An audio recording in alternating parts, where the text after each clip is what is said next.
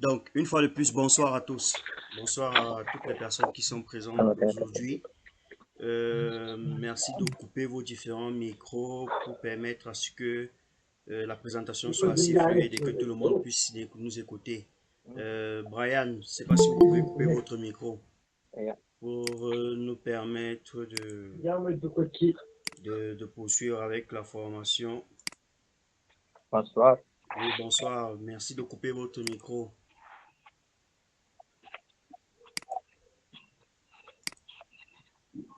Ok. Bonsoir à tous, comme je disais tantôt. Bonsoir à tous les participants, tous ceux qui sont là aujourd'hui. Bonsoir. Donc, nous allons commencer avec notre formation, du moins notre masterclass sur l'analyse en composantes principales du signal mathématique au gisement minéral. Donc, il sera question lors de cette conférence de vous présenter en quelque sorte qu'est-ce que c'est que l'analyse en composantes principales, quelles sont les méthodes statistiques qui sont utilisées ou les formules, les principes qui sont utilisés dans l'analyse en composantes principales pour pouvoir interpréter les résultats géologiques. Nous allons, dans le cadre de cette masterclass, revenir déjà sur qu'est-ce que c'est que l'analyse en composantes principales. Nous allons présenter le principe fondamental qui se cache derrière l'analyse en composantes principales.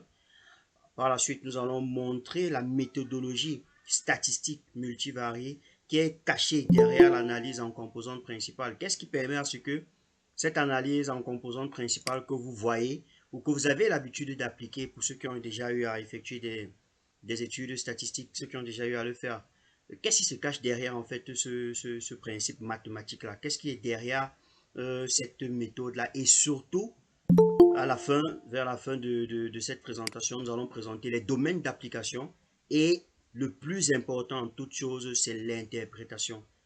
Au niveau, le statisticien va laisser dans la place au géologue. Parce que c'est à cet instant-là que le géologue va entrer en considération parce que c'est à ce moment que le géologue va pouvoir donc effectuer une interprétation entre Monsieur, merci de couper vos différents micros, s'il vous plaît. Donc, en fait, il sera question ici, à la fin donc, de cette partie-là, de vous montrer à quel point le géologue est important lors du processus d'une analyse exploratoire de données, que ce soit univarié ou multivarié, et principalement donc, dans ce cas-ci dans le cadre de l'analyse en composantes principales. Donc, voilà en gros ce que nous allons essayer de voir aujourd'hui ensemble. Les choses, il faut déjà comprendre que les géosciences modernes se caractérisent par une explosion de la quantité complexe de données disponibles. De nos jours, on a une très grande quantité de données avec lesquelles nous travaillons. Donc, par exemple, un géochimiste peut analyser des échantillons de roches, mesurer simultanément, par exemple, 50 éléments géochimiques différents sur des milliers d'échantillons, par exemple. Ça, par exemple, c'est une très grande quantité d'informations. Ne serait-ce qu'au niveau de ce côté, le géochimiste déjà seul traite d'une très grande quantité d'informations. On va voir le géophysicien aussi qui va collecter, le géophysicien qui va collecter une très grande quantité d'informations à son tour. Par exemple, collecter des dizaines de paramètres physiques le long des tracés s'étendant sur des centaines de kilomètres. On se rend donc compte, vous vous rendez compte donc qu'on a une très grande richesse informationnelle qui est extrêmement précieuse, bien évidemment, mais cette très grande richesse-là pose aussi un énorme problème, un défi majeur. C'est le défi de la synthèse et de l'interprétation des données obtenues.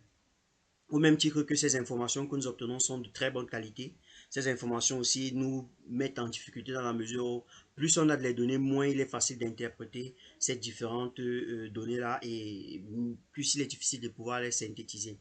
Donc, face à cette complexité multidimensionnelle-là, l'analyse en composantes principales s'impose donc comme une méthode statistique fondamentale qui va nous permettre d'ordonner et de synthétiser, permettre aussi de visualiser des informations. Par exemple, imaginez un instant que nous devions interpréter par exemple un tableau comportant 30 colonnes de variables géochimiques et peut-être 500 lignes d'échantillons. Ça va faire pratiquement, si on a dans les 30 colonnes avec 500 lignes d'échantillons, nous sommes pratiquement sur une matrice de 15 000 valeurs numériques approximativement. Vous voyez donc que l'esprit humain ne peut simplement pas appréhender directement une telle matrice de chiffres. Là où c'est donc à ce niveau-là donc que l'analyse en composante principale agit comme un traducteur intelligent qui va transformer cette complexité en quelque chose de graphique bidimensionnel interprétable tout en préservant donc l'essentiel de l'information contenue dans les données originales que vous avez à votre disposition. Voilà en gros, ça c'est pour planter le décor de prime abord, l'importance, pour vous donner quelle est l'importance donc de l'analyse en composante principale dans le processus des géosciences et principalement dans le domaine minier en particulier. Donc, sans plus tarder, on va poursuivre. Principalement, je vais commencer par présenter ici les défis. Comme on a parlé ici, comme j'ai essayé de définir déjà aussi en entame de mes propos, on a ce problème de dimensionnalité au niveau des données. Les campagnes géochimiques génèrent des matrices de données massives, c'est-à-dire qu'on a des données qui sont à la fois avec un nombre d'échantillons bien défini, avec un nombre de variables aussi définies, ce qui fait en sorte qu'on se retrouve avec de très grandes quantités. Vous voyez par exemple une telle matrice. C'est une matrice avec pas mal de lignes, peut-être 30 lignes avec plusieurs colonnes. Et puis à ce niveau, on se rend compte que c'est difficile de pouvoir les analyser simplement d'une certaine manière. Donc, par exemple, à ce niveau, lorsqu'on veut effectuer par exemple un nuage de points, dans ce nuage de points là, donc, qui a n dimensions, les corrélations géologiques sont masquées par des redondances et parfois des bruits de fond. L'analyse des données consiste donc à établir quelles sont les relations existantes entre les observations et les variables pour mettre un peu d'ordre dans ce très grand nuage de points. Donc, l'objectif maintenant de l'ACP, c'est de réduire la complexité sans perdre l'information. Réduire la complexité des données sans perdre l'information. J'insiste sur la notion d'information parce que c'est cette notion-là qui va faire la différence avec les autres paramètres. Donc, quand vous êtes en train de réaliser votre ACP, il est primordial pour vous de ne pas perdre l'information principale, c'est-à-dire la structure et la variabilité de vos données doivent être conservées. Si vous ne conservez pas ces paramètres-là, vous n'allez pas pouvoir vous en sortir. Vous n'allez pas pouvoir vous en sortir. Pourquoi? Parce que vous allez perdre beaucoup d'informations et les données que vous allez obtenir après seront des données qui ne pourront pas être représentatives de l'information que vous avez collectée sur le terrain. Donc, l'objectif principal d'une analyse en composante principale, c'est de réduire la complexité de l'information, c'est-à-dire l'inertie, passer d'un nuage des points désordonnés à des axes factoriels interprétables. Des axes factoriels que nous allons voir par la suite ensemble, comment est-ce que cela se matérialise plus simplement. Donc, on va, avant même d'en arriver au niveau du fondement de la géométrie, il faut comprendre que la fonction principale de l'analyse en composante principale est la réduction de la dimensionnalité. Concrètement, quand on parle de réduction de la dimensionnalité, qu'est-ce que ça veut dire en gros? Quand on dit réduire les dimensionnalités de votre base de données, c'est en gros, c'est une technique de projection de données d'un espace multiple dimensions à un nouveau système d'axes orthogonaux. Appelé donc, c'est cet axe orthogonal là qu'on appelle généralement, donc vous voyez, on quitte de cette multitude d'informations à un système d'axes orthogonaux que vous voyez par exemple matérialisé devant vous. On a F1, on a F2, on a F3. Donc, on quitte d'une multitude de dimensions. Je prends par exemple ici, dans le cas précédent, on a dit que nous avons par exemple une matrice avec 30 variables et 500 lignes. Une matrice avec 30 variables et 500 lignes, ce qui fait par exemple une dimension 30. Or, l'objectif maintenant de notre ACP serait de quitter à la dimension 30 donc pour revenir à la dimension une dimension d'axe principal, d'axe orthogonaux qu'on appelle donc composante principale. Donc, pour bien comprendre ce concept, prenons par exemple une analogie simple. Donc, je vais ici prendre un peu une petite analogie simple que vous pouvez voir à votre, du moins qu'on va essayer d'ajouter du moins à votre esprit critique pour que vous puissiez ensemble voir ce que j'essaye d'expliquer de manière très simple. Donc, prenons par exemple ici, pour bien comprendre, prenons par exemple une analogie simple. Imaginez que vous photographiez par exemple un objet tridimensionnel complexe. Donc, disons par exemple une sculpture ou alors un monument. Vous photographiez ça selon un angle sous lequel vous prenez la photo. Donc, selon l'angle sur lequel vous filmez donc selon l'angle suivant lequel vous allez filmer votre photographie, vous allez forcément obtenir une vision particulière. Vous allez obtenir une vision particulière selon cet angle-là. Donc, en fonction de l'angle que vous décidez de visualiser ici, vous allez obtenir une vue à part. Une vue à part qui aura une information à part, mais pas l'information complète. Donc, selon l'angle sur lequel vous prenez la photo, vous capturez plus ou moins d'informations sur la forme de l'objet. Une vue de face peut révéler certains détails, tandis une vue une vue de face, par exemple, peut vous révéler pas mal d'informations. Et pourtant, une vue de gauche ou une vue de droite vous révélera aussi des informations. Donc, chaque vue va vous révéler un profil. Chaque vue en principe va vous révéler un profil en particulier que les autres ne vous révéleront pas. Donc, l'ACP ici cherche automatiquement le meilleur angle de vue. L'ACP cherche le meilleur angle de vue, celui qui capture le maximum d'informations dans une image bidimensionnelle. Donc, quand vous avez votre image, je prends par exemple, prenez cet entonnoir qui est devant vous. On suppose que ça, c'est ce qu'on a essayé de filmer. Là, on a juste la vue de face. La personne qui va filmer de la vue de gauche aura une information. La personne qui va filmer la vue de droite aura une information. Donc, c'est un peu ça l'objectif ici. Quand on transfère ça dans un acte, dans un système, on quitte de ce système multidimensionnel là pour transférer ces données là dans un système orthogonal. Donc, chaque système orthogonal va capturer la variabilité, va capturer au maximum d'informations possible de l'objet que nous avons à disposition, si c'est dans le cadre de cette analogie-là. Donc, les nouveaux axes, en fait, sont choisis de manière à maximiser séquentiellement la variance. Quand on parle de maximiser séquentiellement la variance, qu'est-ce que ça veut dire en gros?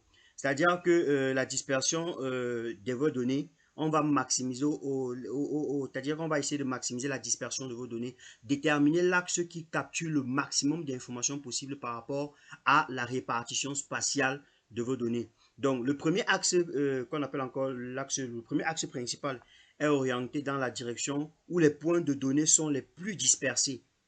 Quand on va arriver au niveau des axes principaux plus tard devant, vous allez voir en compte que le premier axe principal est orienté selon la direction qui a le maximum d'informations possibles.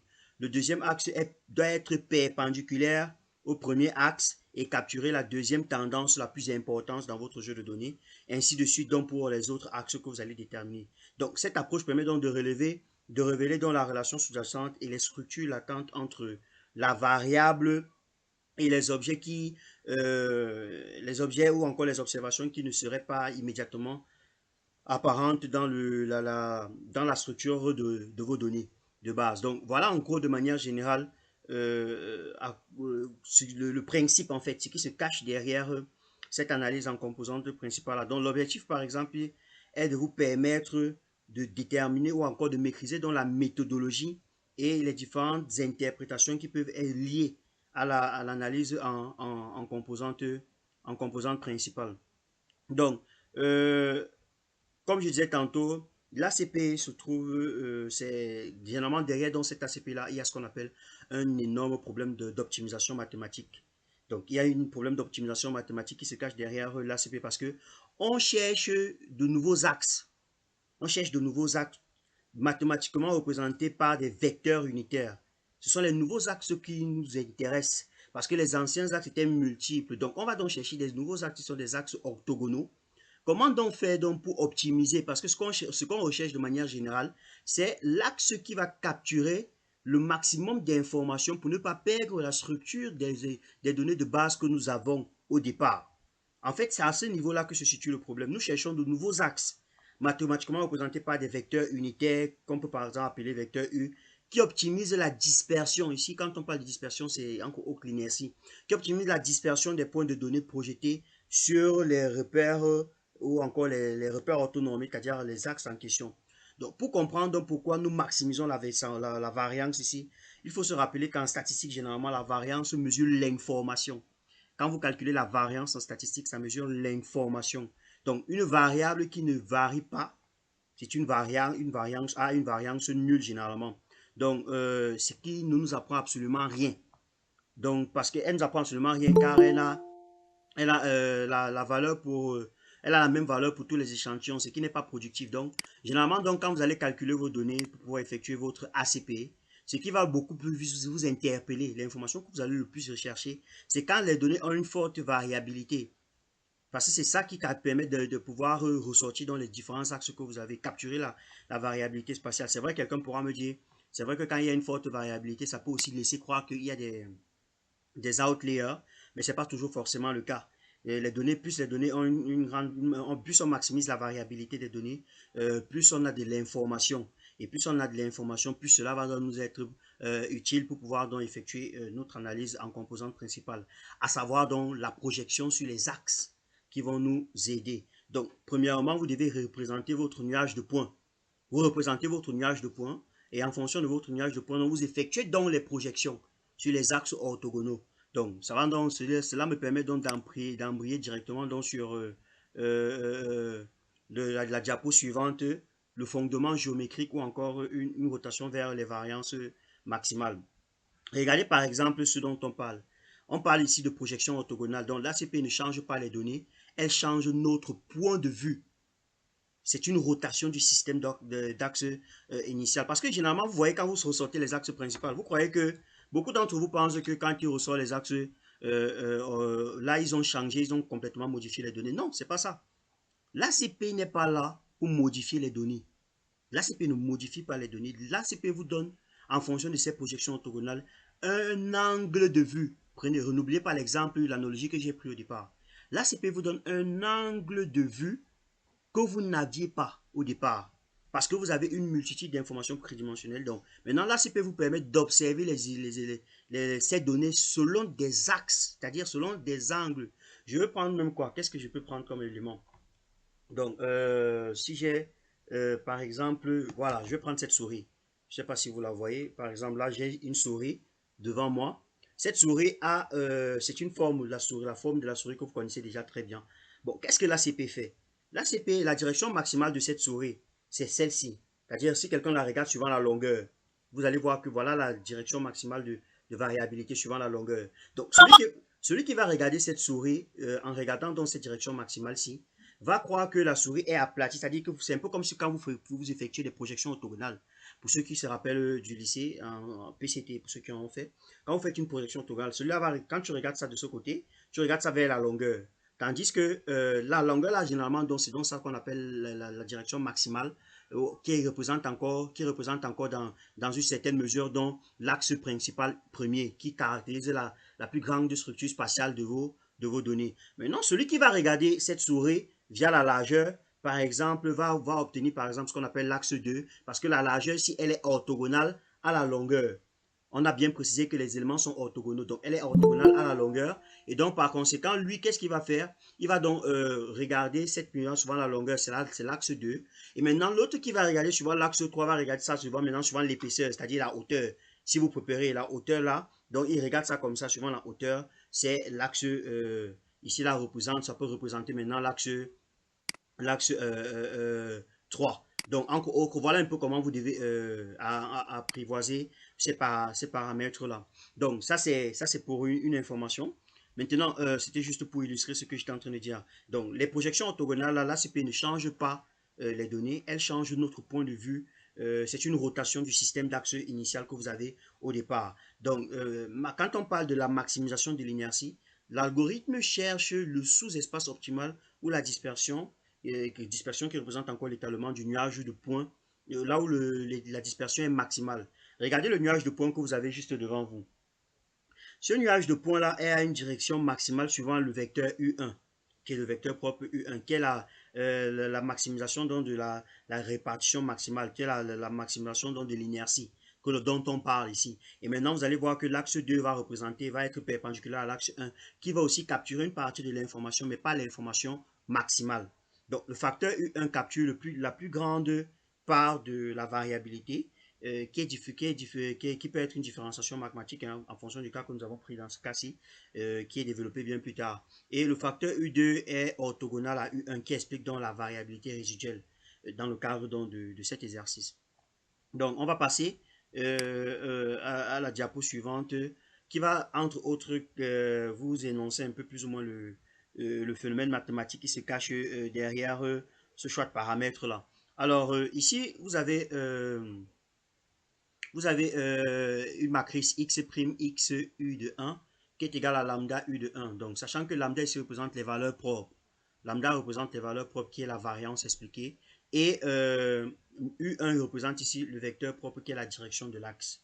Donc, le mécanisme mathématique ici, c'est la diagonalisation et le choix des matrices. Bon, je ne vais pas entrer dans les détails chromathématiques de peur que ça ne perde d'autres. Ici, je vais essayer de vous présenter un aspect que beaucoup ignorent. Est-ce que vous savez que lorsque vous allez faire une analyse en composante principale, généralement, l'analyse en composante principale peut se baser sur deux paramètres. Premièrement, nous avons la matrice de covariance et d'un côté, nous avons la matrice de corrélation. Lorsqu'on veut effectuer une analyse en composante principale, on fait le choix de la matrice d'analyse en question, la matrice d'analyse, qui est la matrice du vecteur x' ici, donc je ne vais pas détailler, mais on peut effectuer l'ACP que vous voyez souvent là, les axes que vous voyez souvent là, vos algorithmes que vous tapez sur Excel, XLStat, pour ceux qui vont utiliser XLStat, sur R ou bien sur Python, il faut savoir se renseigner déjà si ces algorithmes-là, lorsque vous calculez votre analyse en composante principale, si elle se limite uniquement à la matrice de covariance ou alors elle utilise la matrice de corrélation. Parce que si moi j'effectue mon ACP et que mon ACP se base sur la matrice de corrélation, je ne vais pas obtenir les mêmes résultats que celui-là qui utilise un ACP dont la matrice de base se base sur la matrice de covariance. Maintenant, il faudrait qu'on sache quelle est la différence entre une matrice de covariance pour utiliser l'ACP et une matrice de corrélation. Donc, déjà, le choix de la matrice analysée est une étape cruciale. Le choix de la matrice analysée est une étape cruciale qui conditionne profondément les résultats de votre interprétation. L'ACP peut être réalisé soit sur la matrice de covariance, soit sur celle de corrélation. Le choix n'est pas anodin, déjà il faut le savoir. Comment choisir? En principe, c'est la question que beaucoup pourraient se poser ou bien du moins devraient se poser. Comment choisir la matrice de corrélation à utiliser? Est-ce que vous allez choisir la matrice de corrélation ou alors vous allez choisir la matrice de covariance pour réaliser votre ACP? Là, c'est la question. Maintenant, comment est-ce que vous pouvez effectuer le choix? Alors, premièrement, si on prend la matrice par exemple de covariance, déjà l'ACP sur la matrice de covariance présente l'avantage déjà de préserver la variance originale de chaque variable. Ça présente le choix ou encore l'avantage de préserver la variance originale de chaque variable. Qu'est-ce que ça veut dire? Préserver la variance originale de chaque variable. On va essayer d'expliquer. C'est vrai qu'elle présente cet avantage-là, mais elle est extrêmement sensible aux unités de mesure et aux ordres de grandeur. Pourquoi est-ce qu'on dit ça? Vous savez que, pour ceux qui se rappellent un peu de la formule de la covariance, c'est en fait, ça étudie la relation conjointe entre deux variables. Et généralement, qu'est-ce qu'on fait? On fait généralement la somme, on fait 1 sur n-1, la somme des x de la x de i moins x bar, facteur de x de j moins x bar. Donc, on retire la moyenne de chaque paramètre. Ça veut dire que la covariance se base sur la moyenne. La covariance se base sur la moyenne. Et le fait que la covariance se base sur la moyenne est un problème. Pourquoi est-ce que c'est un problème? Ça fait en sorte que les données seront extrêmement sensibles aux unités de mesure et aux ordres de grandeur. Je vais prendre un cas par exemple en géochimie. En géochimie, par exemple, vous avez par exemple la silice qui est mesurée en pourcentage et qui peut varier entre 40% et 75%. Et si ça varie entre 40% et 75%, ça peut avoir une variance, quand on calcule la variance de la silice, ça peut être de l'ordre de 100. Or, vous avez par exemple le vanadium qui est mesuré en partie par million, c'est-à-dire ppm, et peut varier entre 10 et 500 ppm, avec une variance de l'ordre de 10 000. Vous voyez donc que malgré une plage de variations similaires, le vanadium dominera complètement l'analyse simplement parce que la variance brute est 100 fois plus grande. Vous voyez que la silice avec une variance de 100, le vanadium aura une variance de 10 000. Déjà, ces deux éléments ont fait en sorte que si vous allez effectuer une matrice de covariance, vous allez voir que le vanadium va dominer complètement l'analyse simplement parce que la variance brute est 100 fois plus grande. Ça va masquer totalement la contribution de la silice et de tous les éléments majeurs qui peuvent impacter. Là, on est en train de perdre de l'information. Ce problème devient critique quand on mélange les variables d'échelles différentes. Vous voyez que quand on a des échelles différentes, l'analyse sera alors dominée par des variables avec des fortes variances numériques, ce qui n'a généralement aucun sens géologiquement. Ce n'est pas bon. Ce n'est pas bon parce qu'il y a des éléments qui vont avoir une prédominance numérique et qui vont affecter celles des autres. Et pourtant, ce n'est pas parce qu'elles ont une prédominance numérique par rapport à leur échelle de grandeur qu'elles apportent plus d'informations que les autres. Donc maintenant, qu'est-ce qu'on peut retenir maintenant de cela? C'est que pour cette raison-là, pour cette raison, rien que pour cette raison-là, l'ACP sur la covariance est rarement utilisé en géosciences. L'ACP sur la covariance est rarement utilisé en géosciences, sauf peut-être dans des cas spécifiques où toutes les variables sont mesurées dans les mêmes unités, où on a des ordres de grandeur comparables.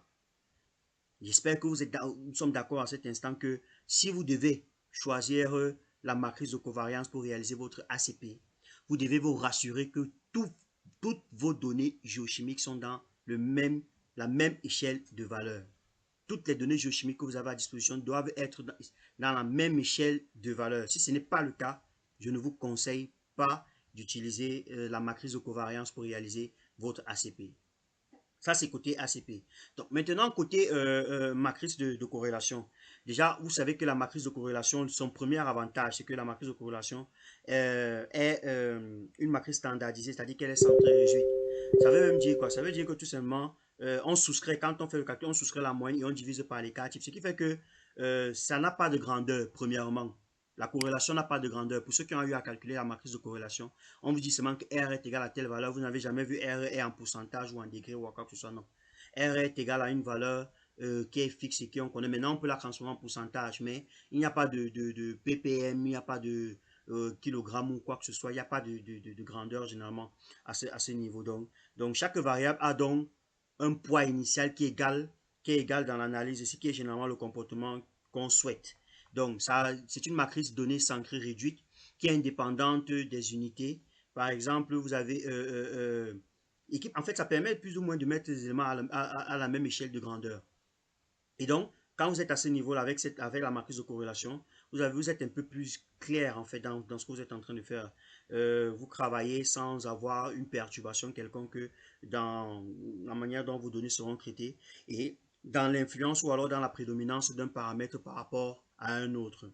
Donc, moi, je conseille beaucoup plus de travailler avec la matrice de corrélation parce que généralement, on sait que les données que vous avez d'un point de vue géochimique, parfois certains sont en pourcentage, parfois certains sont en partie par million, parfois certains sont en partie par milliard. Donc, l'idéal, c'est de travailler avec la matrice de corrélation et non de travailler avec la matrice de covariance. Donc, il faut toujours vous rassurer que ce que vous êtes en train d'utiliser comme données se base sur une matrice de corrélation et non sur une matrice de covariance. Du moins, si vos données ne sont pas dans la même échelle de grandeur. Donc, ça, c'est une information que je tenais à vous passer aussi. Maintenant, on va essayer maintenant de parler des outils d'interprétation. Des outils d'interprétation parce que il est clair que l'interprétation des résultats d'une ACP, c'est l'objectif phare vous pouvez pas, peu importe l'analyse que vous allez effectuer, si vous ne parvenez pas à interpréter les résultats de votre ACP, forcément, ça ne sera pas utile.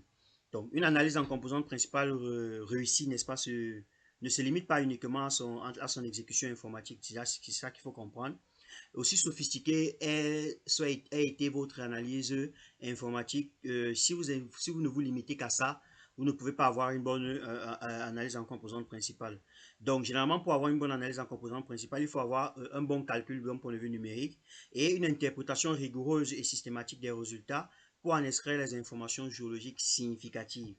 Donc, c'est une étape cruciale qui consiste donc à décoder généralement la signification des nouveaux axes. Parce qu'on suppose que là, on a tout fait ce qu'il fallait faire. On a déterminé... oh là là, mon connexion est finie. Attends,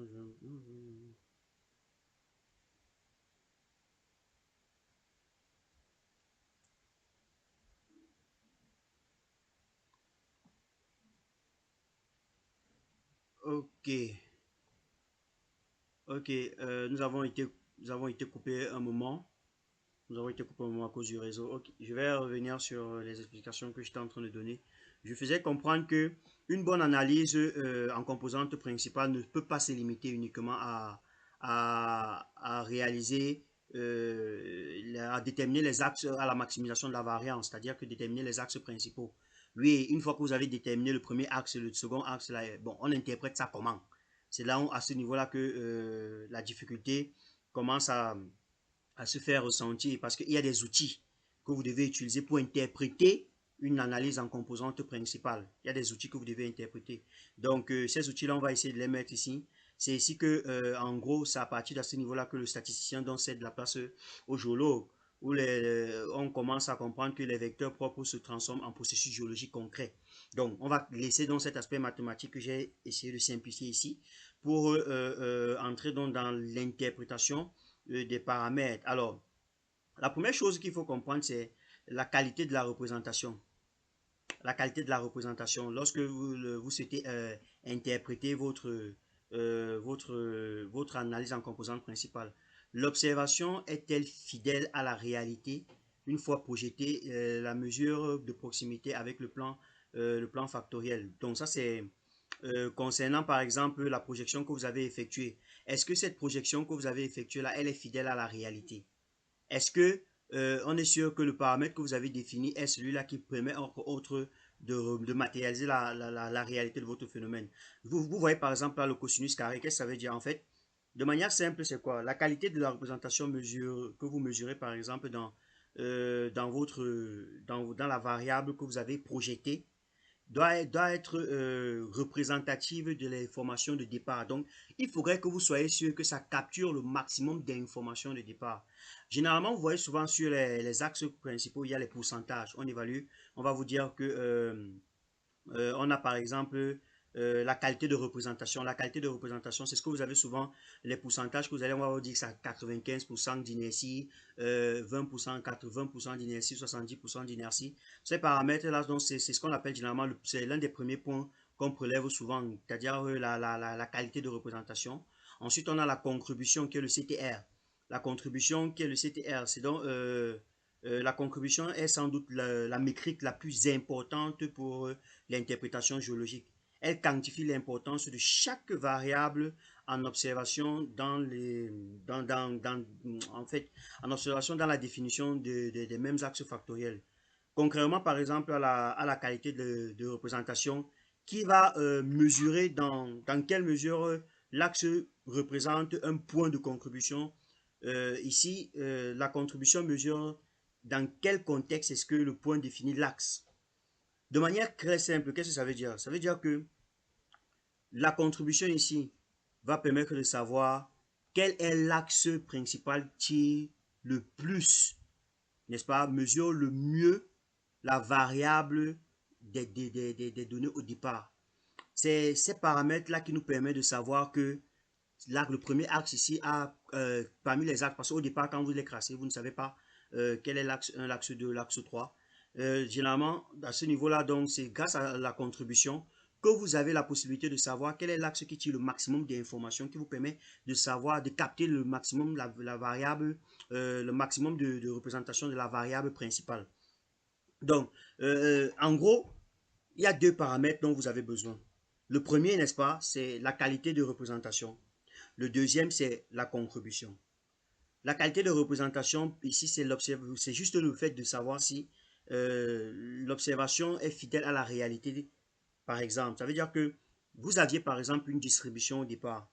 Est-ce que les données que vous avez projetées sur l'axe des axes factoriels obtenus a les mêmes caractéristiques que votre variabilité de départ? Est-ce que vous avez conservé le maximum d'informations de vos données? Donc, est-ce que, encore, je ne vais pas dire que est-ce que le réel est égal aux données virtuelles, parce qu'on parle des données virtuelles, donc on va parler ici de données projetées. Est-ce que les données réelles sont égales aux données projetées sur les axes principaux? Est-ce que vous avez conservé le maximum d'informations? Ça, c'est de 1. Maintenant, la contribution, est-ce que c'est quelle variable qui l'axe? Donc, mesure le poids de la variable dans la définition du facteur. Donc, ça va permettre de mesurer les poids des variables dans la définition des facteurs des axes principaux. Donc, la variable bien représentée de manière significative auront une certaine disposition, tandis que les variables mal représentées auront une disposition bien précise. Bon, la règle d'or, c'est quoi? C'est que l'interprétation, interpréter d'abord les variables qui contribuent fortement et qui sont bien représentées. Les observations servent à corroborer l'interprétation faite sur les variables. Les observations que vous faites vont servir uniquement de corroboration de l'interprétation faite sur les variables de départ. Donc, voilà les deux outils qui vont être utiles pour pouvoir choisir dans ces éléments-là. Mais je vous dis, ici, j'ai malheureusement, parce que nous sommes dans une présentation, je n'ai pas pu mettre, parce qu'il n'y a pas que ces outils-là. En principe, il y a deux grands critères que je ne vais pas pouvoir épiloguer ici avec vous, mais que je vais devoir lister brièvement. Premièrement, il y a l'évaluation de la réduction de la dimensionnalité. On doit d'abord commencer par évaluer la réduction de la dimensionnalité. Et donc, dans ce cas-là, il y a trois paramètres que vous devez prendre en compte. Premièrement, il y a la proportion de la variance expliquée qui doit être prise en compte. Il y a le graphique des éboulis, un graphique qu'on va même tracer ici ensemble sur R qui doit être pris en compte. On a le graphique des éboulis qui doit être pris en compte. On a le critère de Kaiser qui doivent être pris ensemble. Ça, c'est pour la toute première étape. Pour le choix, par exemple, de l'interprétation des axes principaux obtenus. Donc, la première étape, c'est la réduction de la dimensionnalité. Et elle a trois paramètres que je viens de citer, à savoir les proportions de variance expliquées, le graphique des éboulis et les critères de Kaiser. Donc, il y a tout un document que j'ai conçu dessus, que vous pouvez avoir à votre disposition aussi, pour pouvoir approfondir vos compétences. Malheureusement, on ne peut pas tout mettre dans une diapositive. Le deuxième point, donc, c'est donc ce que nous sommes en train de voir ici, c'est l'analyse des variables et des observations. Donc, dans l'analyse des variables et des observations, on a aussi trois critères. Mais ici, je n'ai que présenté deux. Le premier critère, ce sont les coordonnées qu'on appelle encore le score. Le deuxième critère, c'est la qualité de la représentation. Et le troisième critère, c'est ce qu'on appelle la contribution. Donc ici, je n'ai que mis deux dans le cadre de cette diapositive. Et je ne peux pas tout expliquer. Ici, j'essaie juste de vous donner les principes de base. Mais sinon, dans ce document-là, vous allez avoir tous les paramètres nécessaires pour pouvoir avoir des informations un peu plus détaillées par rapport à cela. Donc, la démarche d'interprétation, je vais vous donner la démarche. Lorsque vous souhaitez interpréter, la démarche d'interprétation synthétique, hein, on parle d'une démarche plus ou moins générique qui peut être adaptée, bien évidemment. L'interprétation globale d'une ACP est un travail de synthèse qui suit une démarche structurée et synthétique. Donc, cette démarche transforme les abstractions mathématiques en connaissances géologiques concrètes. La première étape, donc j'espère que vous avez de quoi noter de votre côté. La toute première étape, elle n'est pas dans la diapositive, bien malheureusement. La toute première étape, c'est l'identification des variables signantes. Donc, c'est la première étape lorsque vous souhaitez identifier, interpréter les données d'une analyse en composante principale. La première étape, c'est l'identification des variables signantes. Donc, ça veut dire que pour chaque axe obtenu, on commence par identifier les variables qui possèdent les plus fortes contributions. Quand on parle de plus fortes contributions ici, généralement, ce sont des contributions qui sont supérieures à 5 à 10% pour une analyse pratiquement de 15 à 20 variables. Ce sont des variables signantes, c'est comme ça qu'on les appelle, donc l'identification des variables signantes, qui définissent donc le sens de l'axe et contribuent et constituent donc la clé de son interprétation. Donc c'est la première étape. La deuxième étape, c'est l'analyse des groupements et des oppositions. L'analyse des groupements et des oppositions. Dans cette étape, qu'est-ce qui se passe? On interprète ensuite les groupements et les oppositions entre les variables. Les variables dont les coordonnées sur l'axe ont le même signe sont positivement associées et varient ensemble. Par exemple, si ils sont les variables qui sont groupées de ce côté-ci de graphe que vous avez par exemple devant vous, ce côté-ci ont le même signe. Ayant le même signe, donc ils sont groupés ensemble et ils varient donc ensemble. Cela, c'est celles qui sont de signe opposé sont en opposition et représentent donc le processus antagoniste. Par exemple, sur un axe, on peut opposer par exemple un pôle positif et un pôle négatif. Le pôle positif peut être par exemple la silice, le NaO et le K2O, qui sont peut-être des éléments felsiques. Et le pôle négatif peut être le magnésium, le fer, le chrome, le nickel, qui sont des éléments mafiques ou encore ultra basiques. Donc cet axe représente donc clairement un gradient de différenciation magmatique opposant les roches évoluées acides et les roches primitive basique. Vous voyez que là, ça c'est la deuxième étape. C'est la deuxième étape dans le processus d'interprétation de votre analyse en composante principale. La troisième étape, c'est quoi? C'est l'attribution d'un processus géologique. C'est l'attribution d'un processus géologique. Donc, c'est l'étape cruciale. C'est en fait c'est la validation croisée avec les informations externes non incluses dans l'analyse statistique. Donc là, vous devez valider avec des informations externes qui n'étaient pas comprises dans votre analyse statistique. Ce sont des informations qualitatives. Donc là, par exemple, il peut s'agir du type de roche. Il peut s'agir par exemple des facettes d'altération. Il peut s'agir par exemple du contexte structural. Il peut s'agir par exemple de la proximité d'un gisement connu. Il peut s'agir par exemple des observations de terrain, bien évidemment. En fait, ce sont ces croisements entre la structure statistique révélée par l'ACPE et les informations.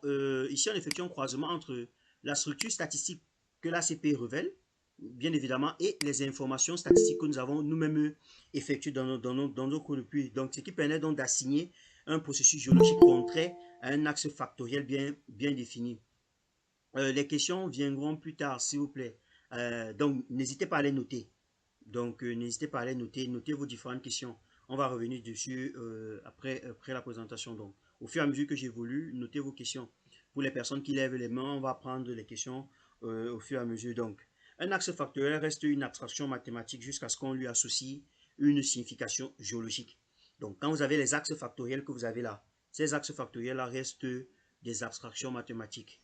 Tant que vous n'avez pas attribué à ces axes-là une signification géologique qui est validée, elles ne peuvent pas vraiment avoir une importance capitale.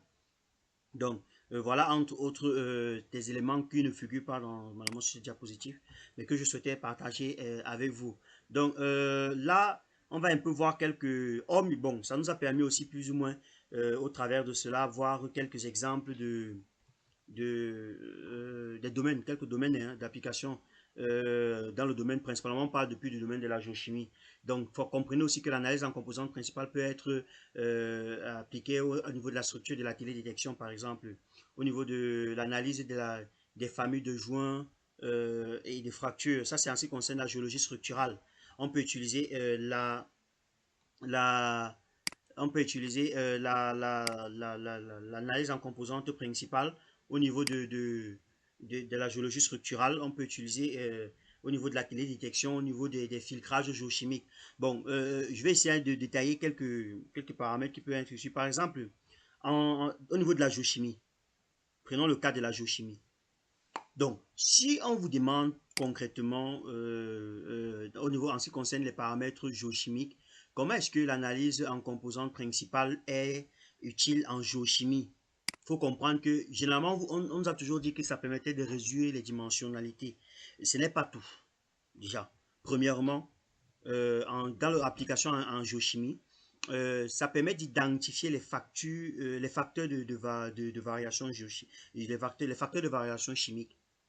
Donc, l'analyse en composante principale permet l'identification des facteurs de variation chimique. Qu'est-ce que ça veut dire?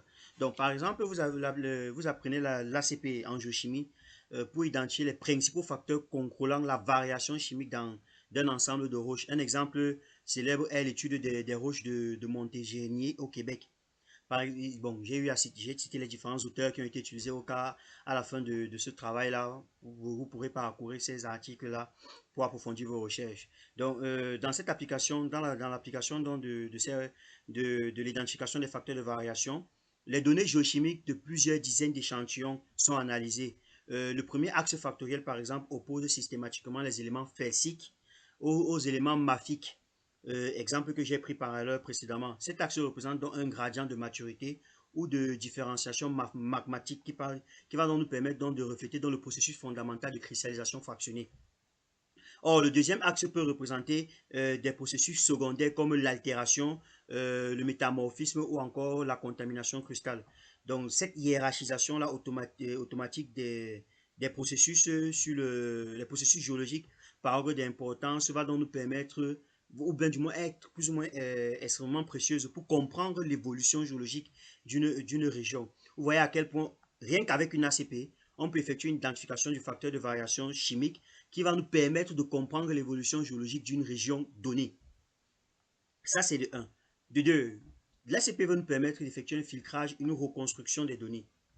Filtrage et reconstruction des données C'est-à-dire quoi? Une application sophistiquée, par exemple, de l'ACP dans le filtrage des données géochimiques pour éliminer les facteurs de variation indésirables. Éliminer les facteurs de variation indésirables. Par exemple, imaginons des échantillons des roches qui ont subi, par exemple, une altération. Imaginez, vous avez des échantillons de roches qui ont subi une altération superficielle intense. Vous effectuez, les analyses chimiques brutes reflètent donc à la fois la composition lithologique originale, c'est-à-dire que le signal d'intérêt, et les modifications dues à l'altération, qui peuvent être considérées comme étant le bruit ici.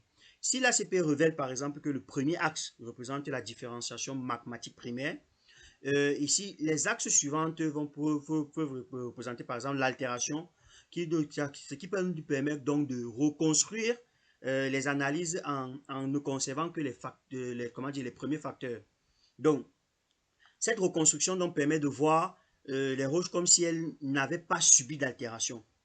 Les échanges, c'est-à-dire les échantillons altérés, une fois reconstruits, se remplacent correctement sur le diagramme pyrographique standard. Par exemple, quand on parle de diagramme pyrographique standard ici, c'est le diagramme de TAS, le diagramme d'AFM, par exemple, qui permettent donc une classification lithologique fiable malgré l'altération des roches. Ça, c'est en ce qui concerne la partie géochimique, bien évidemment. Vous voyez à quel point ça c'est très intéressant, l'analyse en composante principale. Donc, ce n'est pas seulement réduire la dimension.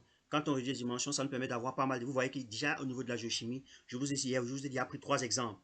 Rien qu'au niveau de la géochimie, je vous ai pris 3 exemples. Au niveau de l'application en domaine structural, par exemple. En domaine structural, l'ACP trouve des applications inattendues, bien évidemment, mais extrêmement puissantes en géologie structurale, qui peut nous permettre donc d'exploiter son interprétation géométrique comme rotation d'axe. Première chose, c'est la détermination de l'orientation des veines. L'ACP peut nous permettre de déterminer l'orientation des veines. On va pas, je ne vais pas m'éterniser dessus, ça sera dans le document. Ça nous permet aussi d'analyser les systèmes de fracture. Ça nous permet d'analyser les systèmes de fracture. Ça, c'est en ce qui concerne la géologie structurale. Dans la mécanique des roches aussi, l'ACP est très utile dans la mécanique des roches. Et je ne vais pas entrer en détail, ça sera détaillé dans le document. Et dans l'application en télédétection. En télédétection aussi, l'ACP est très importante. Par exemple, vous savez que les satellites acquièrent des images dans plusieurs bandes spectrales simultanément. Par exemple, on a Landsat 7 qui capture par exemple 7 bandes différentes, créant ainsi 7 images superposées, comme vous pouvez le voir sur le graphe qui est juste devant vous, 7 images superposées de la même zone. Ces bandes sont souvent fortement corrélées entre elles. Donc l'ACP va donc permettre de synthétiser ces 7 bandes en quelques composantes principales non corrélées, créer donc des images composites qui vont filtrer le bruit atmosphérique et rehausser donc la signature spectrale. Quand on parle de signature spectrale ici, c'est-à-dire à partir végétale, minéraux, altération, eau et tous les paramètres nécessaires. Donc, la première composante principale donc, va donc présenter l'albédo général, c'est-à-dire la brillance. La brillance, tandis que les composantes suivantes vont capturer la variation spectrale fine qui va donc révéler dans la composition minéralogique ou la couverture végétale de vos différentes données. Donc voilà quelques domaines d'application que nous pouvons entre autres citer ici. Donc maintenant, je vais prendre ce cas, cette étude de cas qui a été réalisée, une exploitation de stream sédiment à Madagascar, qui est une étude qui a été réalisée. Les références sont à la fin de ce document. Vous pourrez les consulter pour approfondir. Donc, nous sommes dans un contexte ici de zone de contact critique entre le socle cristallin est et le bassin sédimentaire ouest. Donc, la méthode ici, c'est la méthode d'échantillonnage qui est utilisée. C'est l'échantillonnage des sédiments en ruisseau, le stream sediment. Donc, les données, on a 34 éléments analysés par ICP, MS et XRF. En la géologie, c'est le socle cristallin granite orthoniès. Ouest, on a une couverture sédimentaire et basalte du Crétacé. Les inclusions sont des gabbros et des syénites. Donc, l'analyse exploratoire de la distribution des seuils nous ont permis d'avoir le graphe que vous voyez là pour les méthodes graphiques pour la détermination du seuil d'anomalie. Donc, on a pu avoir, avec une analyse monovariée, on a déterminé le seuil en utilisant les percentiles. Pour ceux qui ont quand même effectué des analyses statistiques, ils savent comment effectuer ce calcul-là. Je ne vais pas revenir dessus. On a effectué donc la corrélation de Pearson, la matrice. Et sachez que, j'ai même oublié de le dire, quand je parle de matrice de corrélation, sachez qu'il existe plusieurs types de matrices de corrélation. Donc ici, par exemple, c'est la matrice de corrélation de Pearson. quelqu'un d'autre va utiliser une autre matrice de corrélation, il n'aura pas les mêmes résultats. Donc, ce sont des paramètres souvent à se renseigner quand vous travaillez. Donc, la corrélation de Pearson révèle donc des affinités minéralogiques. Donc, le graphe que vous avez donc vous a permis d'avoir un seuil de significativité de 0,091 pour n égale à 464. On voit donc une association forte de R égale à 0,7 de groupe de fer sidérophile. Donc, bon, tous les documents là sont à l'intérieur. L'apport de l'analyse factorielle nous a permis d'avoir 4 axes et 4 signatures. Donc, on a pu avoir 4 axes. On a F1, F2, F3 et F4 avec 4 signatures différentes. Donc l'axe 1 nous a permis d'avoir les roches, nous permis d'identifier les roches basiques, c'est-à-dire le gabbro, le basalte. L'axe 2, nous avons rangé les roches, le pegmatitique et les granites. L'axe F3 nous en donne les sulfures et l'axe F4 est indépendant.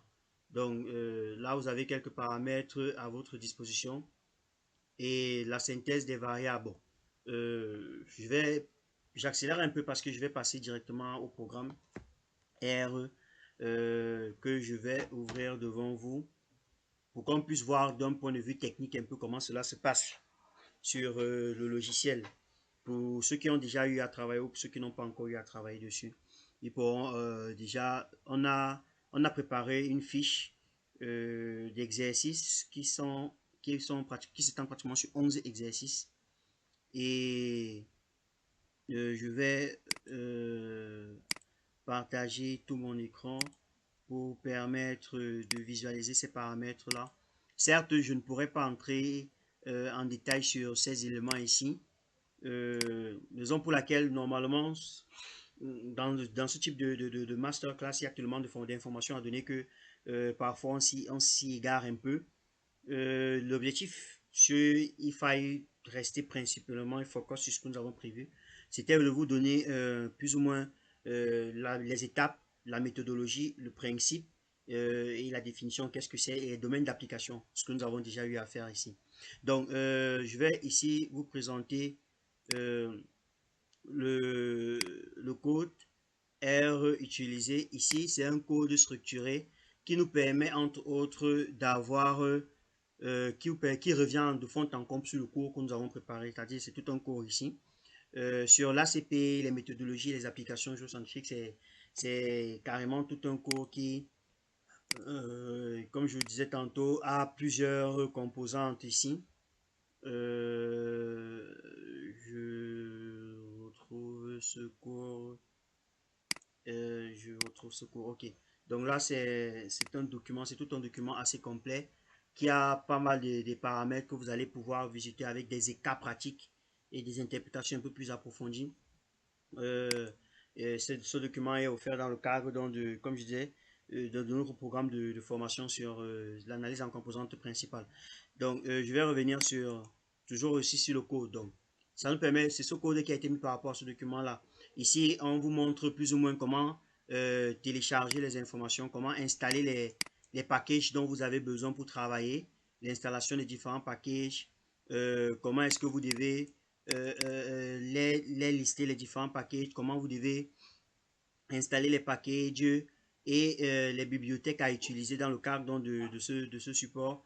C'est un code qui fait pratiquement 11 exercices bien structurés avec des interprétations, avec un autre support de cours aussi, avec un autre support d'exercices bien détaillé qui vous permet d'avoir tous les paramètres nécessaires avec les bases de données. Ici, je vais vous montrer les résultats obtenus dans le cadre dont on va un peu travailler sur les résultats. Vous avez différentes bases de données qui sont mises à votre disposition dans le cadre donc, de cette formation-là. Ici, par exemple, je présente premièrement l'un des résultats, les résultats que nous avons obtenus dans le cadre de quelques-uns de ces exercices-là. Là, par exemple, vous avez la matrice de corrélation entre les différents paramètres, une base de données. Vous avez une matrice de corrélation de Pearson qui entre les paramètres, les différents minéraux que vous avez là.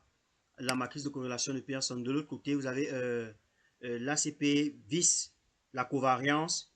Voilà ce que vous donnez, par exemple, quand on calcule la contribution pour l'axe 1 par rapport à la covariance et quand on calcule la contribution de l'axe 1 par rapport à la corrélation, vous voyez la différence.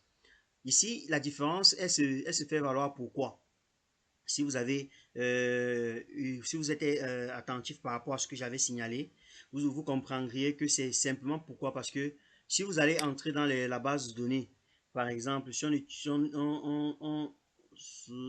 la base de données, vous allez vous rendre compte dans la base de données en question, bon, ça va, on va pas revenir sur cette base de données, mais vous allez vous rendre compte dans la base de données en question, le Chrome a des valeurs un peu plus grandes parce que ça en partie par million.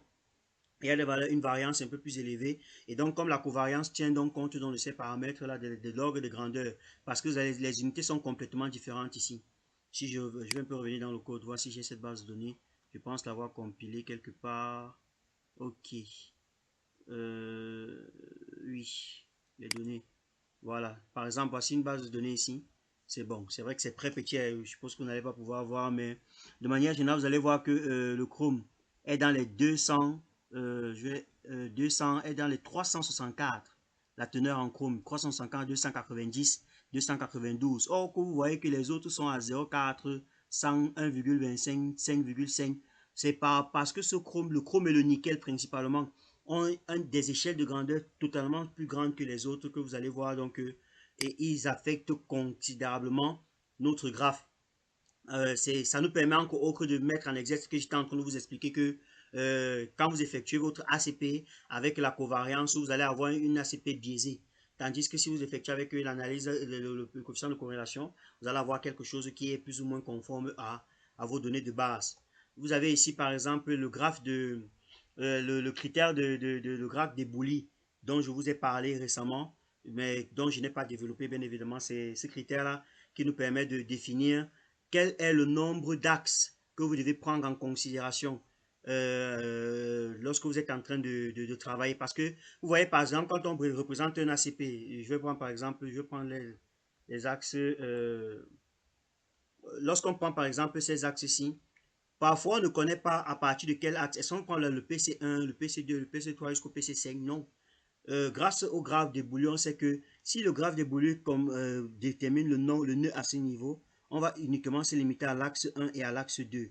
Si le nœud part jusqu'au... le graphe des boulions, c'est à ce niveau, ça prend à partir de là où on change de concavité.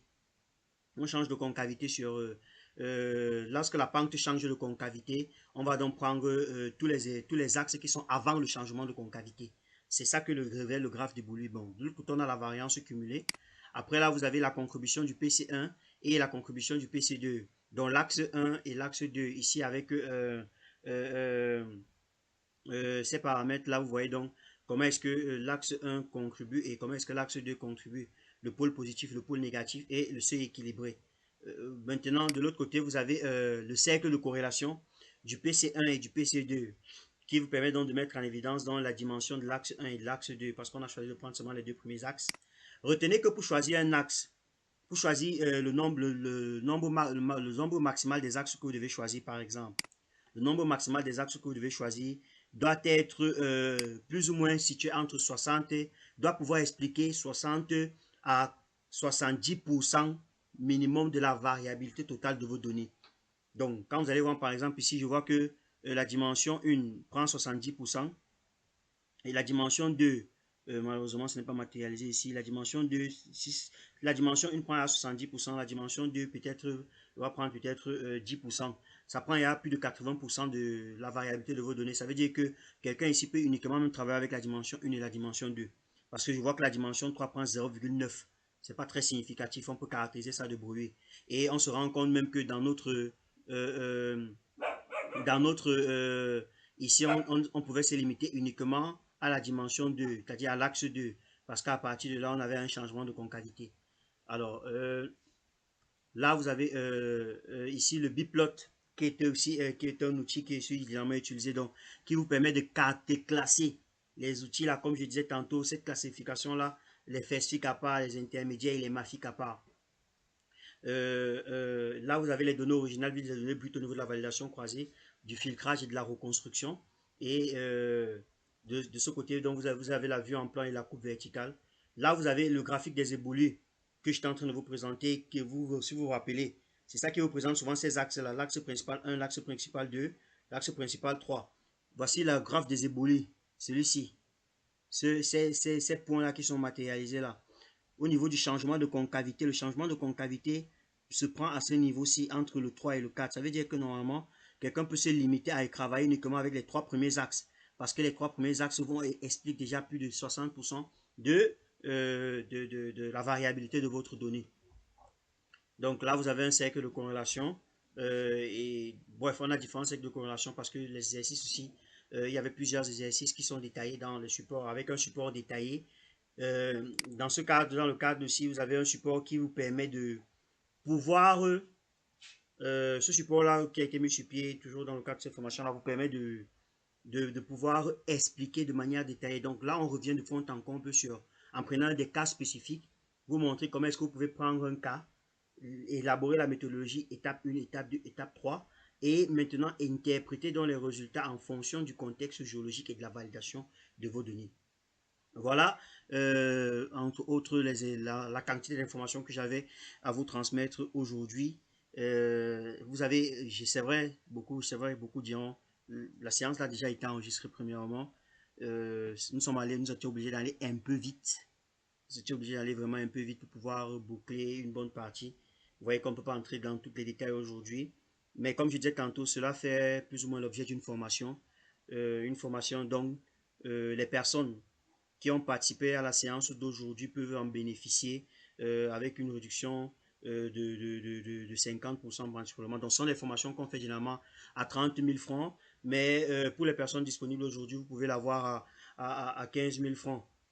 À 15 000 francs, et puis vous allez avoir tous les supports nécessaires et avec des supports vidéo qui vont vous permettre donc de pouvoir effectuer donc une analyse en composante principale de la meilleure manière possible. De la meilleure manière possible. Donc, avant donc que je ne poursuive, donc je vais donner, je vais laisser le soin aux personnes de poser vos questions. Donc, on va revenir sur la présentation. Je vais partir le partant de la présentation. Je vais partager la diapo. Donc, on va revenir sur la présentation. Vous laissez le soin à d'aucuns. Je vois Rokiato qui a levé la main. Rokiato, vous avez la parole. Donc, vous pouvez poser vos questions. Dès que vous souhaitez poser une question, vous levez juste la main, je vous passe la parole. Et on reviendra sur les zones d'ombre que vous avez pu rencontrer. Rokiato, vous avez la parole.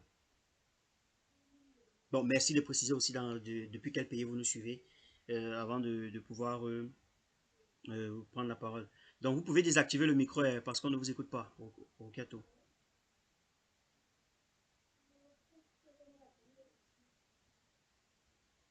Rokiato, on ne vous écoute pas. Vous avez levé la main. Je ne sais pas si vous avez une question, c'est le moment de la poser. Au cas contraire, si quelqu'un d'autre a une question, qu'il n'hésite pas à lever la main aussi. On va passer la parole. Et la question, c'est pas forcément une question. Hein, si vous avez même quelque chose à ajouter par rapport à tout ce qui a été dit aujourd'hui, si vous avez quelque chose à partager avec les personnes qui nous suivent, vous avez la parole aussi. Nous sommes là pour ça. Donc, si Rokiato ne parvient pas à répondre, quelqu'un d'autre peut, si quelqu'un d'autre a une question, nous sommes disposés à répondre à toutes vos préoccupations. Moi, je n'entends pas. Vous n'entendez pas?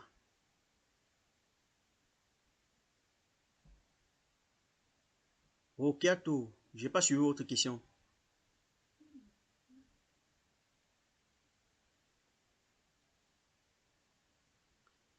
Ok, si quelqu'un d'autre a quelque chose à dire, je vous écoute avant qu'on nous... Allô? Oui, Rokiato, je vous écoute.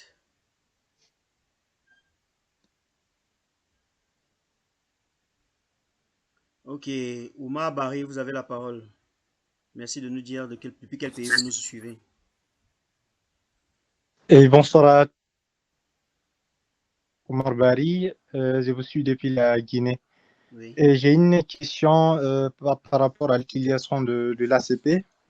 D'abord, je précise que je suis ingénieur géologue. Oui. Durant mes travaux, surtout en ce qui concerne l'extraction de structures, que ce soit surtout. J'ai eu une approche qui consistait à l'utiliser pour extraire, surtout en utilisant les MNT. Vous savez, le plus souvent, on utilisait, je ne sais pas si vous me recevez. Je vous reçois, je vous reçois. OK. On utilisait les images Landsat pour extraire les structures, mais je vois dernièrement que l'approche de par les MNT est plus fiable en ce qui concerne les structures. Bien que les MNT étant des, des images monospectrales, est-ce que le fait de faire recours aux dérivés MNT et puis ensuite les compiler, voir s'il y a cette possibilité d'appliquer l'ACP. Est-ce que cette voie est plausible? D'avoir recours aux dérivés des MNT et de pouvoir compiler. Qu'est-ce qu'on compile? Oui. Prenons par exemple que ce soit la pente Oui. et les autres dérivés. Après, on les associe, on les combine, puis on applique l'ACP. Est-ce que ça peut aller? Bon, premièrement, bon, quelle est la structure que vous souhaitez extraire déjà? Les trucs, bon, les failles, par exemple. Ok. Maintenant, quand vous souhaitez Ou extraire disons les linéaments, par exemple. les linéaments. Donc, Mm. vous, si je comprends bien, vous souhaitez savoir quand vous effectuez par exemple l'ACP sur les Mhm. dérivés de MNT, vous souhaitez savoir si c'est Mhm. une méthode appropriée pour pouvoir extraire les linéaments, c'est ça? Oui. Bon, pour ma part, c'est pas suffisant, hein. C'est une étape qui est certes importante, mais si c'est pour extraire les linéaments, ce n'est pas suffisant. C'est pas suffisant. OK. Quelle approche allez-vous me conseiller pour surtout, je ne sais pas si vous avez eu à extraire les linéaments au cours de vos différents travaux. Oui. Si tel est le cas, quelle approche me conseilleriez-vous pour avoir un bon résultat? Ok, merci pour cette question. Pour ma part, hein, étant premièrement géostatisticien et data scientist, je travaille beaucoup plus avec des langages de OK. programmation et l'intelligence artificielle, donc des méthodes d'intelligence artificielle pour l'extraction des linéaments. Donc moi, j'utilise les algorithmes Ah, de random forest et de deep learning, c'est-à-dire les algorithmes de ML et de deep learning pour l'extraction des linéaments. Et l'ACP, et je ne la réalise pas beaucoup plus avec ces algorithmes-là parce que elles ont besoin d'une très grande quantité d'informations. Contrairement aux méthodes classiques qui sont utilisées pour l'extraction des linéaments, ces méthodes classiques-là n'aiment pas quand il y a un trop grand flux de données.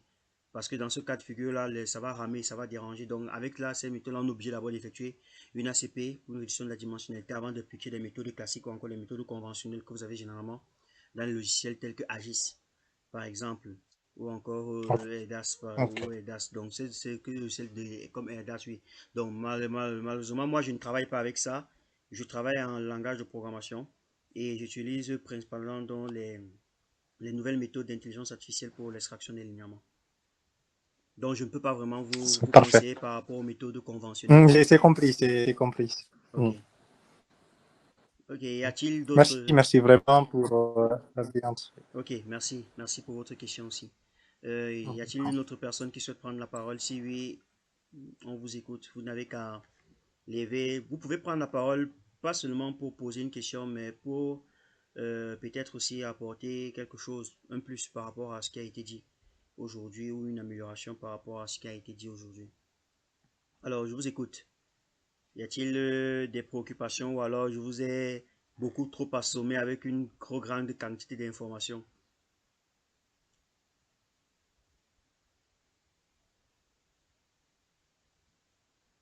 Donc, pour ceux-là, ceux ou celles-là qui souhaiteraient bénéficier donc d'une formation en analyse en composantes principales sur R avec des méthodologies et des étapes un peu plus approfondies et un peu plus petit à petit sans aller un peu trop vite comme nous sommes passés aujourd'hui. N'hésitez pas donc à m'écrire, à écrire au numéro qui vous a laissé un message sur WhatsApp pour cette conférence-là pour vous signaler comme ça, vous allez bénéficier donc de cette réduction-là parce que vous étiez là aujourd'hui. S'il n'y a plus de questions, on va devoir mettre fin à la séance d'aujourd'hui. Je remercie déjà tous ceux qui ont pu participer de près ou de loin à cette séance. La vidéo de la séance sera enregistrée. Pour ceux-là qui souhaitent en dollars, il faut convertir. Donc, je pense que généralement, disons que 50 dollars peut être dans je crois les 35 000 francs. 50 dollars peut être dans les 35 000 francs. De là, vous pouvez effectuer une réduction. Je crois que ça peut être dans les, je crois que 15 000 francs, ça doit être au lieu de 50 dollars, normalement, on vous laisse à 25 dollars. Donc, c'est pratiquement dans les 25 dollars. Je peux me tromper, mais là, chacun peut effectuer. Vous pouvez effectuer un calcul sur Google et me revenir. Donc, la formation, au lieu de 50 dollars, on vous la propose plutôt à 25 dollars uniquement pour les personnes qui ont participé à cette conférence. Donc, vous n'avez qu'à vous signaler par message sur le numéro qui vous a écrit. Donc, y a-t-il une autre question? Si quelqu'un souhaite avoir un éclaircissement par rapport à ce qui a été dit, c'est le moment de se signaler. J'aime pas quand il n'y a pas trop de questions comme ça. Il y a deux options. Soit on n'a rien compris, soit on a tout compris. Euh, ah, Oui, Moussa Maïga, vous avez la parole. oui, bonsoir d'abord. Bonsoir. Merci bien pour la parole.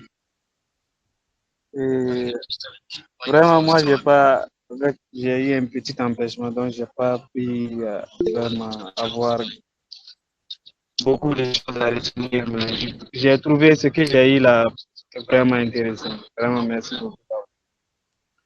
C'est juste si c'est possible de faire un petit résumé de ce que vous avez eu à faire défiler pour nous faire comprendre sur l'analyse au niveau de la géochimie là. J'aimerais vraiment avoir un petit résumé sur le début là, parce que c'est là-bas que j'ai raté. Si c'est possible, hein. Ok, Moussa. Malheureusement, nous, on ne peut plus faire de résumé là maintenant, mais comme je disais tantôt, la séance, elle a enregistré. Donc, vous aurez la possibilité de l'écouter encore après. Quelles sont les méthodes de paiement pour ceux qui sont en Afrique de l'Ouest? Nous allons vous transférer le lien Chariot, une de notre boutique Chariot. Vous allez effectuer le paiement en moyen local. Donc, je ne sais pas trop si c'est Orange Money que vous utilisez. Vous pourrez payer par Orange Money ou alors par Wave. Ça va dépendre du moyen de paiement qui est dans votre localité. Si je peux répondre à la question de Ouattara. Donc, non, n'hésitez pas à nous laisser un message en commentaire. Donc, sur WhatsApp, pour pouvoir bénéficier donc de votre formation. Donc, je vois, il y a Chance, vous avez la parole. Ok, je dis encore bonsoir à tout le monde. Et sinon, je me présente au nom de Chance B Kinganda Benatal. Et comme je vous disais pendant la semaine dernière, je suis à Lubumbashi. Oui. Bon. Donc, en République démocratique du Congo. Oui, oui. Et d'ailleurs, je vous ai suivi avec intérêt. Et à propos de ce séminaire, là, j'en profite beaucoup de choses concernant la géologie, mon domaine. Sinon, je voudrais poser uniquement une question concernant le débat d'aujourd'hui. Oui, je vous écoute. Dans le processus d'estimation des ressources minérales, à quel moment précis s'arrête l'interprétation géologique du géologue ressource et où commence la modélisation mathématique du géostatistique? C'est un peu ça. Bonne question, Chance, depuis le Moubachi. Je dirais nulle part, que ce soit pour l'un comme pour l'autre, ça ne s'arrête pas. Le géologue comme le géostatisticien travaillent de pair tout au long du processus de modélisation et d'estimation de ressources jusqu'à l'interprétation. Parce que le géologue ne peut pas interpréter des modèles qu'il ne comprend pas. Il a besoin de travailler en même temps avec le géostatisticien. Le géostatisticien ne peut pas modéliser des phénomènes qu'il ne comprend pas. Il a besoin de travailler en collaboration avec le géologue. Donc, leur collaboration elle est comme, ils sont liés en fait. Les deux sont liés, ils travaillent de pair, que ce soit de la modélisation, de l'estimation, jusqu'à l'estimation, la classification des ressources. Ils travaillent de pair. Donc, euh, quelqu'un ne s'arrêtera vraiment avant que l'autre continue. Donc, je ne pense pas. Les deux ils sont constamment ensemble. C'est une collaboration à vie, on va dire à vie, si vous préférez.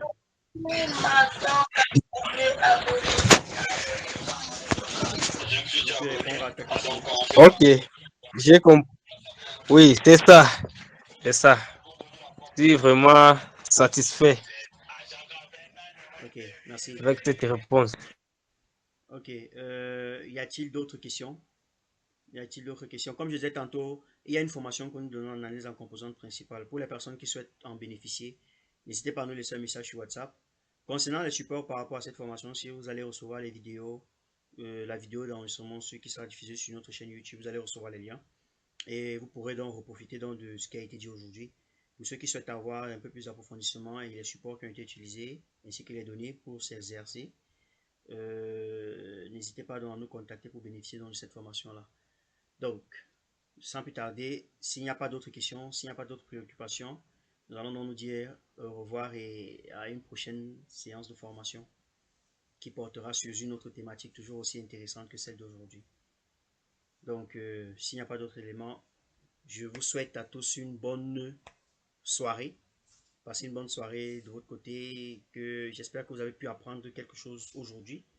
Et si vous avez pu apprendre, n'hésitez pas à nous suivre sur nos différentes pages, Facebook, YouTube, LinkedIn. Suivez-nous pour apprendre et ne rien rater de nos différentes formations. Si vous n'êtes pas dans de nos groupes WhatsApp, parce que nous avons plus de 3 groupes WhatsApp avec plus de 800 ingénieurs, plusieurs 800 géologues, plus de 800 professionnels par groupe sortis de différents pays. Donc, si vous n'êtes pas dans un de ces groupes-là, n'hésitez pas à nous laisser un message aussi pour que nous puissions nous vous ajouter dans un de ces groupes. Oui, si vous n'êtes pas dans un de ces groupes-là, n'hésitez pas à nous faire un message. Ok, merci Borel, merci. Nous sommes heureux de pouvoir vous faire apprendre quelque chose de plus. Nous sommes heureux de pouvoir vous faire apprendre quelque chose de plus. Oui, nous avons d'autres formations. Maindo, hormis l'ACP, bien évidemment. Il y a des formations sur tous les éléments du secteur minier, à savoir que ce soit l'estimation, la modélisation, la cartographie, l'intelligence artificielle, l'analyse de données, l'hydrogéologie. Il y a des formations. Nous avons des formations sur différents secteurs d'activité. Donc, vous n'avez qu'à nous écrire en privé pour poser vos différentes questions par rapport à la formation qui vous intéresse et nous pourrons vous donner les thèmes de référence de cette formation-là. Donc, c'est un peu ça. S'il n'y a pas d'autres questions, passez une excellente soirée à tous. On se retrouve donc prochainement pour une autre conférence.